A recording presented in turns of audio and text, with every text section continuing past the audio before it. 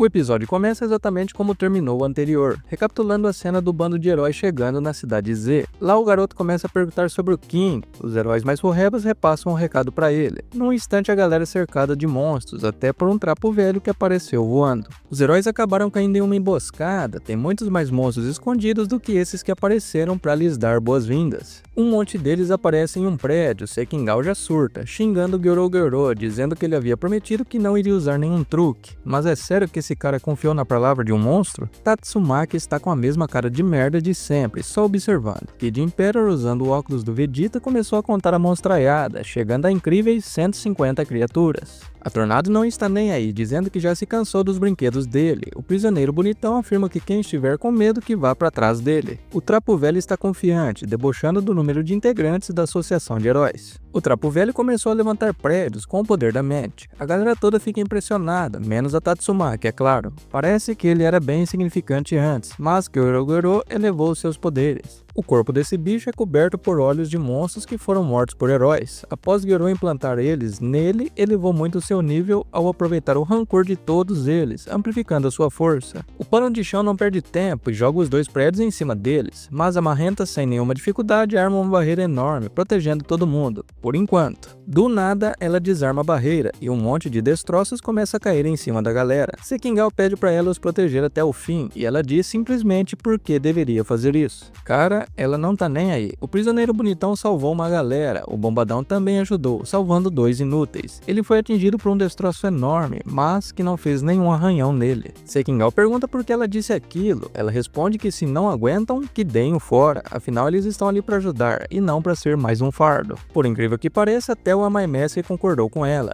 e de um jeito debochado pergunta se eles estão com medo de se mover e que se eles são realmente heróis, que mostrem do que são feitos então. Tatsumaki está no tete-a-tete com um pano de chão e diz que mesmo que ele tenha aumentado seus poderes com sentimentos desprezíveis, que aquele era o limite dele. Sendo assim, o melhor a se fazer era desistir. O saco de lixo, como disse a Tornado, não se abala e diz que pretende arrancar os olhos dela e da irmã para fundi-los, que seria um ótimo experimento. A baixinha ficou furiosa e começou a liberar o seu enorme poder.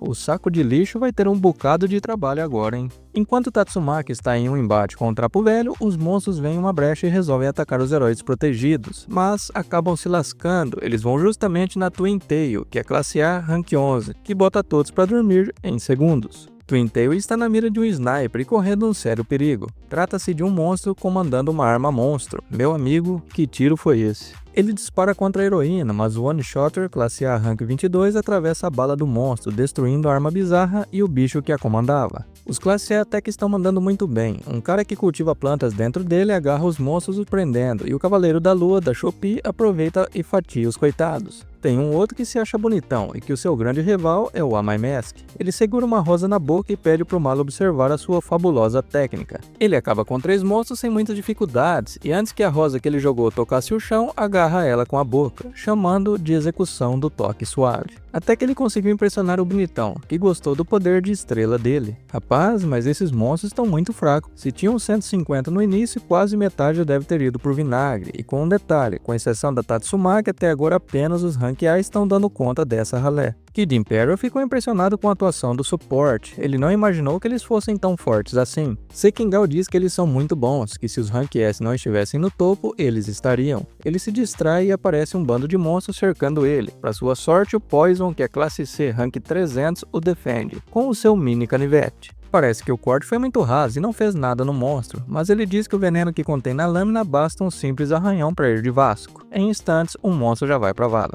A Capitã Mizuki parte pro ataque, ela começa a correr contra um bando de monstros e atacá-los dando a cada golpe o nome de uma modalidade do atletismo. Essa mina tem um preparo físico impressionante, ela vai se dando bem, mas o problema é que tem muitos e 2 melancias acabam agarrando ela. Ela até que tenta se safar, mas um bando de monstros começa a espancar a coitada que ainda estava no chão. Pra sorte dela, o bombadão apareceu, fazendo um limpa com apenas um golpe. Ela diz que fora o atletismo, a única coisa que sabe fazer é agarrar, e acaba explodindo as 2 melancias. Um garoto está perdido em uma roda de monstros, parece que ele tem poderes psíquicos, mas que de repente eles pararam de funcionar. Até que os monstros viram fumaça e ele imagina que seus poderes voltaram. Mas na verdade foram os discípulos do Atomic Samurai que mandaram eles para a vala e se perguntaram o que ele estava fazendo agachado ali. Os heróis estão estranhando a facilidade até agora. Flash está inquieto e não acredita que esse seja o poder do inimigo. Kid Imperator tenta entender qual é o plano deles. Será que mandaram essas furrebas só para cansá-los? Mais uma leva de monstros aparece e eles já não são tão fracos quanto os anteriores. Um monstro rinoceronte se garante e diz que nem vai ser preciso os líderes participarem da festa. Um dos Rank B vem pra cima e já acaba se lascando. A atleta vem tentando também, lançando uma bola de ferro que volta pra ela quase a mandando pro vinagre. O One-Shotter manda 3 balaços no bicho, que não faz nem cócegas.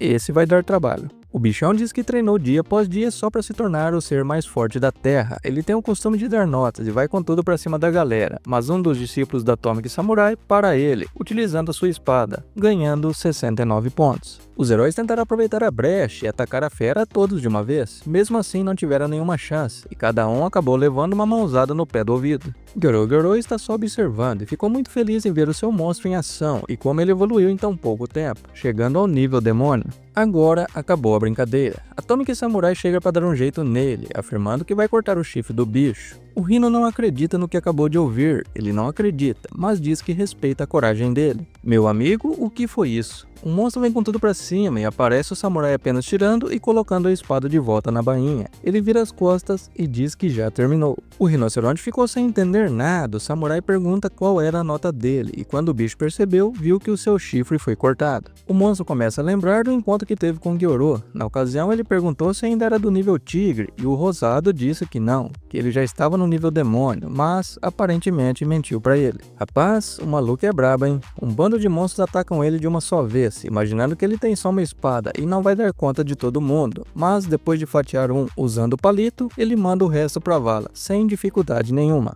Ele está de olho em mais uma horda de monstros e pronto para acabar com todos eles, mas o Flash também quer fazer parte da diversão e brincar um pouquinho. Agora a parada mudou, os Classe S resolveram fazer alguma coisa. O Bombado defende a Capitã, que estava defendendo um inútil. Ele diz que ela deve descansar os músculos, e só com o impacto da corrida dele vai mandando os bichos pro além. Ela fica impressionada, e aí parece que tá pintando um clima, hein? O Prisioneiro Bonitão resolve entrar na jogada também. Ele pula na frente dos heróis mais furrecos, e quando vai falar alguma coisa, já leva um bem dado pra ficar esperto. Mas esse maluco, apesar de delicado, é forte pra caraca. Começa a socar os bichos todos, fazendo o farelo deles. Ele diz pra turma que não tem problema se apaixonar por ele, e quando percebe, eles já estão bem longe. De repente, um saco de lixo cai em sua frente, e quando ele percebe, é o monstro que estava enfrentando a Tatsumaki.